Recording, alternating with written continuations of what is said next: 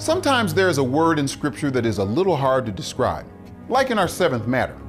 But there are other times when a word in its original context practically jumps off the page and slaps you in the face. The eighth matter is definitely the latter. I would be hard-pressed to find any of you who are watching who have not had an experience with this matter. I can also guess that the majority of those experiences took place according to the biblical definition of the word we will be looking at in this eighth matter that still matters to God, and I am convinced still matters to you. My name is Keith Johnson of Biblical Foundations Academy International. Our mission is to inspire people around the world to build a biblical foundation for their faith. Welcome to Scripture Bites.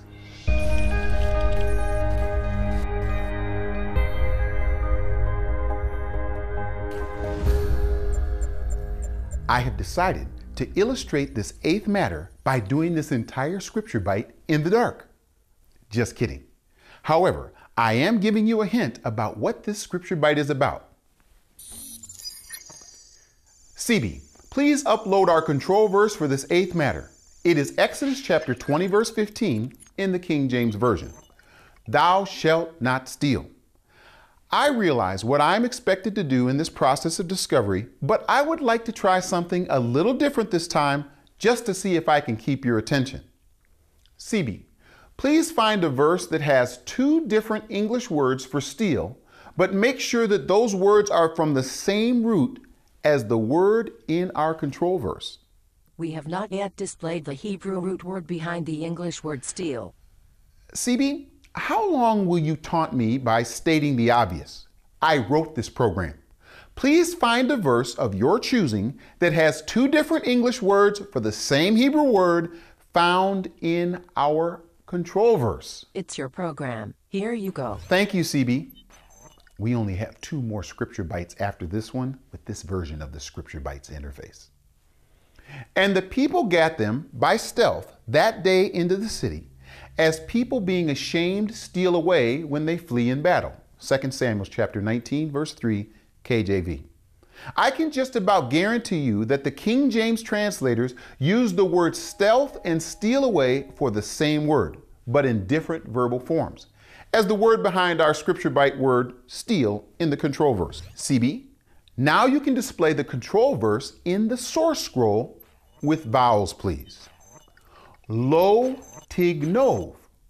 The words lo tignov mean you shall not steal. Now let's take another look at the 2 Samuel 19 verse, CB displayed with the words stealth and steal away, and see if I was right. Okay, those are all the words that you see. As you can see, the first and the eighth words look similar to our word tignov. Now bear with me as I explain why the English words are different. First things first, grammar alert. Our word tignov is a cal-imperfect second person masculine singular verb. Its three-letter Hebrew root ganav has been prefixed with a consonant tav with a heroic vowel that lets me know that it's in the imperfect verb in the second person masculine form, just like the key words in matters 6 and 7. The cal stem could be translated as the easy stem of the 7 main verbal stems that exist in biblical Hebrew.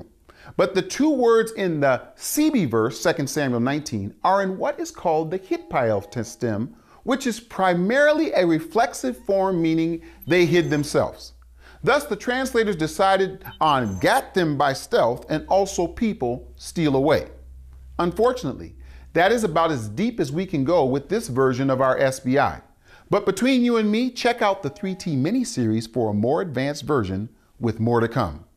I hope. Let's move on to the source word tignov to see what we can learn. It is used 59 times in the scroll source in 3 different forms. The number of different forms are 3: to steal, thief, and theft.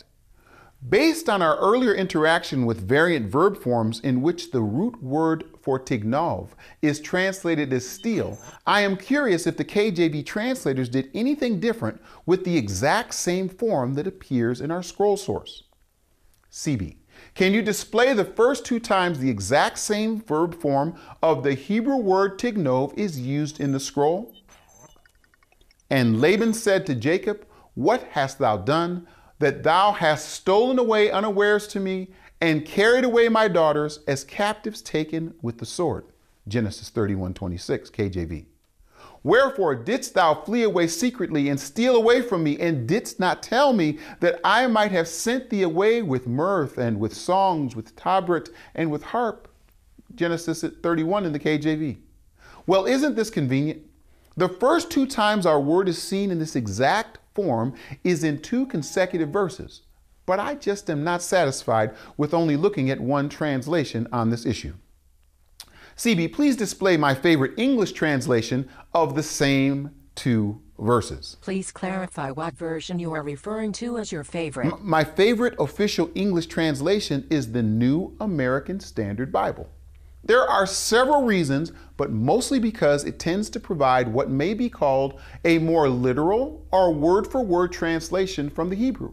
However, this is a huge generalization, and it is not always the case. But for me, it is my favorite official English translation. My favorite unofficial version is none other than the SBI version, alias the Keith Johnson version, KJV, not to be confused with the KJV King James version. When I do serious scripture study, I always like to have the original Hebrew or Greek as source text, along with at least two English versions in order to compare and contrast. Now, can you display my favorite English translation of these two verses so we can move on? Then Laban said to Jacob, what have you done by deceiving me and carrying away my daughters like captives of the sword? Genesis 31 NASB. Why did you flee secretly and deceive me and did not tell me, so that I might have sent you away with joy and with songs and with timbrel and with lyre? Genesis 31 NASB. Folks, this is really interesting. The exact same word tignov, translated as steal in multiple English versions, is translated as steal away and stolen away in the King JV in the above two verses, but is translated as deceiving and deceive in the NASB. We may have hit a major snag on this one. Seriously, we need to dig a little deeper regarding the word tignov to see what it gives my favorite English translation the chutzpah to stray so far away from the expected translation of steal and end up with the word deceive. Well, I guess I should let you know that the NASB has used 46 different English words for the Hebrew root word ganav. A small sampling of those words includes actually, away, brought, carries, deceive, fact, kidnap, steal, and stealth, to name a few. Of course, what we want to know is the intended meaning of the word in its original language and context. This is where a lexicon like Brown Driver Briggs is helpful. CB, that was supposed to be a hint to open up the BDB. Ganav, it's a verb. In the cal, the steal. Take for stealth, for good purpose, equals deceive of sudden sweeping off by storm. As we see, there can be some latitude of meaning when the word is in the cal stem. Steal, deceive, and take by stealth. This helps us understand that the NASB translators considered the possible meanings of ganav and chose to render it as deceive. There is one other grammatical aspect I failed to mention about the small but important two-letter word lo that we have seen in our terse but tense two-word matters. CB, please open up Gesenius Hebrew Grammar, section 107.0, on the issue of lo connected with an imperfect verb. To express the definite expectation that something will not happen, the imperfect with lo represents an emphatic form of prohibition and corresponds to our thou shalt not do it with the strongest expectation of obedience. Thus, lo, with the imperfect, is especially used in enforcing the divine commands. Example, lo tignov, thou shalt not steal. Earlier, we looked at the first two occurrences of tignov, the same form that appears in our control verse. However, the very first time that word appears in the scriptures, it is in the third person feminine form, not masculine. We find it in Genesis chapter 31, verse 19, in the account of Rachel's secret theft of the teraphim, or household gods, of her father Laban. When Laban had gone to shear his flock, then Rachel stole the household idols that were her father's. Genesis 31:19. Later, when Laban discovered the theft, he accused his son-in-law Jacob of having done it. Jacob, unaware that Rachel had stolen the idols, declared his innocence to Laban and proceeded to pronounce a curse on the thief. Quote, "The one with whom you find your God shall not live," for Jacob did not know that Rachel had stolen them. Genesis 31, verse 32. At the time this occurred, Rachel was pregnant with her second child. A short time later, she died during childbirth. The text doesn't specifically state this, but it could be that Rachel's untimely death came as a result of the curse that Jacob unwittingly pronounced on her for her theft.